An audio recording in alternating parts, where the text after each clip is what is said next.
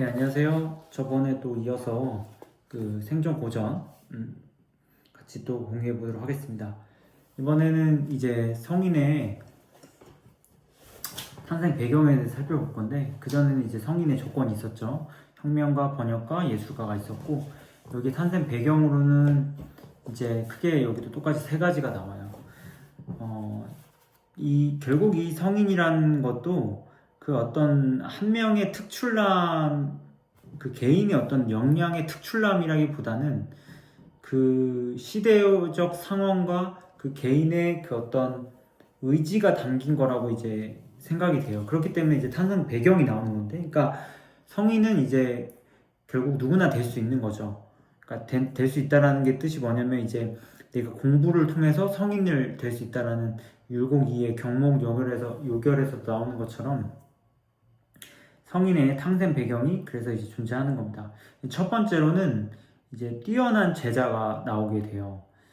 근데 여기에서 말하는 성인은 책에서도 나오겠지만, 뭐, 4대 성인이라고 우리 불리는 공자, 석가모니, 그리고 소크라테스, 예수, 이 분들을 말하는 건데, 이제 우리 일상 속에서 많은 성인들이 있어요. 다만 그 성인들은 이 스페셜하게 만들어져 있는 조건이 아니라서 제외되는 거고, 그 사람들 나름의 성인이 되었지만, 지금 말하는 분들은 아까 그 4명을 기준으로 이야기하는 겁니다. 그래서 그 4명에는 첫 번째, 뛰어난 제자가 있다는 겁니다. 이게 포인트인데, 그러니까 성인이라고 하면 우리가 이제 뭐 어떤 뭐 경전이나 혹은 책이나 어록을 남겼다는 데 포인트를 두기보다도 뛰어난 제자가 있었기 때문에 가능한 거죠.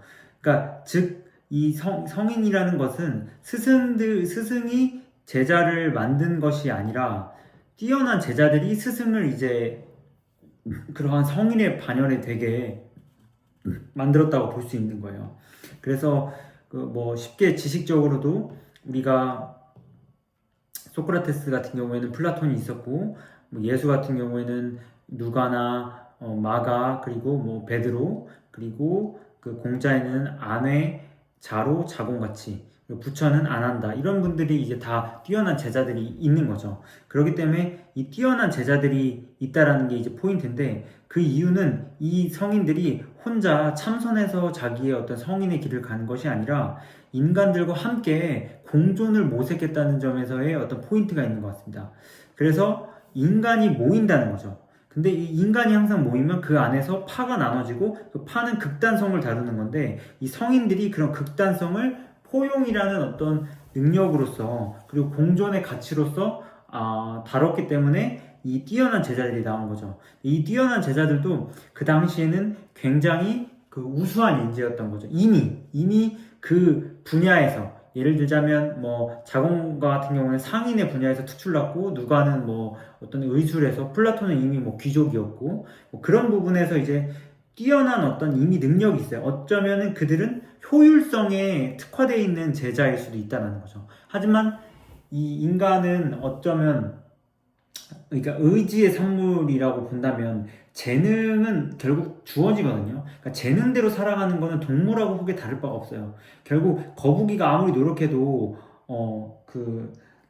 치타나 혹은 타조와 같이 빨리 다를 수가 없잖아요. 그렇기 때문에 효율성은 이미 그 재능들은 정해져 있는 것 같아요. 그러나 인간이 어떤 공존에 대한 의지는 재능의 영역이 아닌 것 같아요.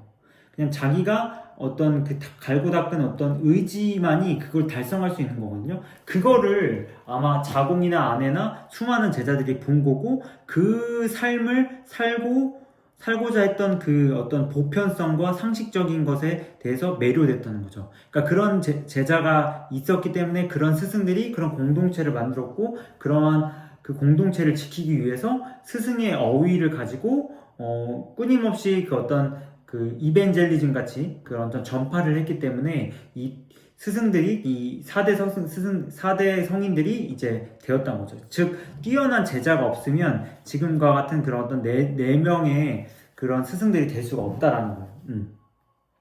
근데 그 삶에서 이제 이 뛰어난 제자들이 이제 본 거, 그러니까 책에서는 솔직히 제가 봤을 땐 좀 약간 어색해요.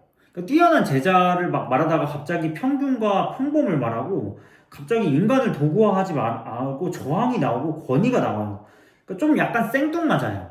그러니까 뭔가 이렇게 안 맞는데 붙인 느낌도 들고, 그러니까 뭐 그러니까 자기가 말하고 본인이 말하고 싶어서 꺼낸 것 같기도 하고, 그러니까 뛰어난 제자를 설명하기 위한 어떤 부연 설명을 하기 위해서 갖고 온 건데, 그냥 어떻게 보면 다른 주제로서 이게 딱 산발적으로 나가는 것 같은 느낌도 좀 들 때가 있다는 거죠. 그러니까 뛰어난 제자를 위한 어떤 일관성 있는 어떤 표현들이 나와야 하는데, 이어져야 되는데 그냥 말하다 보니까 나오는. 근데 그럴 수밖에 없는 전개가 되는 것 같기도 하고, 그러나 그러니까 즉 성인들이 이러한 제가 이 저자가 말하는 이 이러한 능력들이 있었기 때문에 따랐던 것 같아요. 그게 첫 번째가 이제 평균적인 삶과 평범한 삶을 이제 정확히 그 승인 성인들도 구분했다는 거죠. 그러니까 평균은 세상이 제시하는 것에 따르는 거고, 평범은 내가 제시하고 그 제시한 것이 상식과 포용의 범주에서 벗어나지 않는 것. 그게 즉 평범한 거거든요. 그러니까 지금으로 따지면 평균적인 것들은 어떤 아파트와 어떤 연봉과 어떤 차를 타는 거지만, 평범한 것은 작고 소박하고 행복한 삶을 자기 기준으로 만들어가는 거거든요. 그게 성인들은 가능했지만 일반 대중들은 불가능했고, 그걸 본 제자들이 매료됐다는 거고, 그렇기 때문에 인간을 어떤 목적의 대상으로 도구화하지 않았던 것이 특징이죠. 그러니까 지금도 어떤 그 목표를 이루기 위해서 특정 인을 가지고 내가 도구화시켜서 돈을 벌려는 사람들이 많아요. 그거를 이제 과거에는 수많은 사람들이 이제 자본가를 이제 비판하는 도구로도 쓰였던 것 같고, 근데 그렇지 않았던 거죠. 그래서 어떤 이 스승들은 이 성인들은 이제 저항을 했다는 거죠. 이 세상의 모든 잣대, 즉 평균적인 잣대를 무너뜨리고 사회적 통념 위에서 좌와 우로 치우쳐지지 않는 밸런스를 찾아가는 것이죠. 그게 이제 그 어떤 플랫폼을 만드는, 즉 어떻게 보면 공동체인데, 그 공동체를 향해서 나아가는 것을 이제 제자들이 정말 철저하게 옆에서 봤고, 그 모습을 담고 싶다고 하는 거죠. 그렇게 해서 거기에서 증명되어 온 힘이 이제 책에서 말하는 권위가 되는 거고, 그 권위가 결국에는 어떤 증명되지 않으면 나오지 않는다는 거예요. 그래서 여기서 말하는 것처럼 자신이 바닥에 처있다 해도 인간에 대한 본능적 애정과 세상에 대한 열린 자세로 묵묵히 증명해 갈 뿐이라는 거죠. 근데 굉장히 어려워요. 그러니까 내가 어떤 그 변명을 하려는, 왜 그 상황 자체에서 내 모든 것을 가지고 이 상황을 타개하려고 하는 저의 마음이 느껴질 때가 있거든요. 하지만 성인들은 그렇지 않았다는 거예요. 그러니까 묵묵히 나의 어떤 그 일들을 그냥 변명 없이 해왔던 거죠. 그러니까 인간이 언어로서 무언가를 풀려고 하는 것이 아니라 나의 대화와 상대가 비로소 그걸 알아줄 때 그 의미 있다고 생각을 하는 것 같아요. 그래서 공존을 위해서 앞에 보는 이익을 포기하고, 그것은 즉 왜 그러냐면 크게 봤기 때문에, 이치라는 것은 순리를 따르는 거기 때문에 이치는 다시 돌아온다라는, 부메랑처럼 돌아온다라는 그 큰 그림을 보는 사람 입장에서 이익을 내려놓는 것이 즉 더 큰 이익을 향해서 가는 거죠. 그게 곧 공자가 번지에게 말하는 인을 대표하는 거죠. 인이라는 것은 이익을 내려놓는 것이다. 그래서 제가 대학교를 다닐 때도 학점에 많은 것을 뛰어들었죠. 그러다 보니까 경쟁을 할 수밖에 없고, 그게 곧 이익에 눈먼 어떤 저의 삶을 볼 수 있었던 건데, 그 공동체를 만들려면 그런 부분들이 존재할 수밖에 없다는 점을 말했고, 그걸 이제 제일 먼저 실천하는 분들이 이제 성인 분들이었다. 근데 그것이 이제 이제 만들어진 거죠. 이제 만들어지고 좋은 것과 어떤 나쁜 것들은 이제 잘 편집이 돼서 이 책에 드러나는 거죠. 그래서 늘 이게 넘치면 안 되기 때문에, 그러니까 내가 할 수 없는데도 해면 이게 변명이 되는 경우가 많기 때문에, 자기 역량을 알고 그만큼 하는 것이 이제 공동체를 이끌어가는 어떤 사람들과 리더십의 특징이고, 그렇기 때문에 이제 그런 어떤 그 공동체에서 신비로움과 기적이 나오게 되는데, 그거는 이제 제자들이 어떤 이제 언어적 한계성을 닥치기 때문에 이제 그거를 이제 마음으로 이제 우리가 경전을 볼 수밖에 없는 거죠. 그러니까 사이비 같은 경우에는 이 언어의 한계성과 기적을 그대로 믿기 때문에 무지의 결과이기 때문에 이기심과 어떤 사파와 정파를 나누는 것이 되지만, 우리가 경전을 읽을 때는 이제 성인들이 편집되어 왔기 때문에 그 기적과 신비로움을 걷어내는 그 통찰과 성찰이, 지적 성찰이 중요해요. 그래서 아까 그 전에 있었던 번역의 역할이 중요한 거죠. 그리고 이제 성인들이 이러한 제자들이 공동체를 형성하고 그거에서 이제 이벤젤리즘으로 만들어졌다면, 그 두 번째는 풍부한 유동성이에요. 이게 왜 그러냐면, 사실 그 성인이 되려면 그 당시에 헤게모니를 알고 있어야 돼요. 즉 예수는 어떤 유일신 사상과 로마 시대의 그 어떤 흐름, 그리고 소크라테스는 어떤 그 당시에 어떤 폴리스들의 간들의 어떤 그 지방자치, 그리고 부처 같은 경우에는 그 수많은 어떤 카스 제도, 그리고 공자 같은 경우는 제자백과와 같은 어떤 춘추 전국시대, 이러한 그 어떤 각 나라와는, 지금은 우리가 이제 나라 간의 교류가 활발하다고 하지만 그때 당시 너무 없었기 때문에 이웃 나라만 가도 딴 나라인 거야. 그러니까 쉽게 말하면 지금 제가 있는 곳이 아산인데 아산에서 천원만 가더라도 여기는 완전 새로운 곳인 거죠. 그러니까 그렇기 때문에 그런 데의 어떤 유동성이 급격히 증가된 시대일 수밖에 없는 거죠.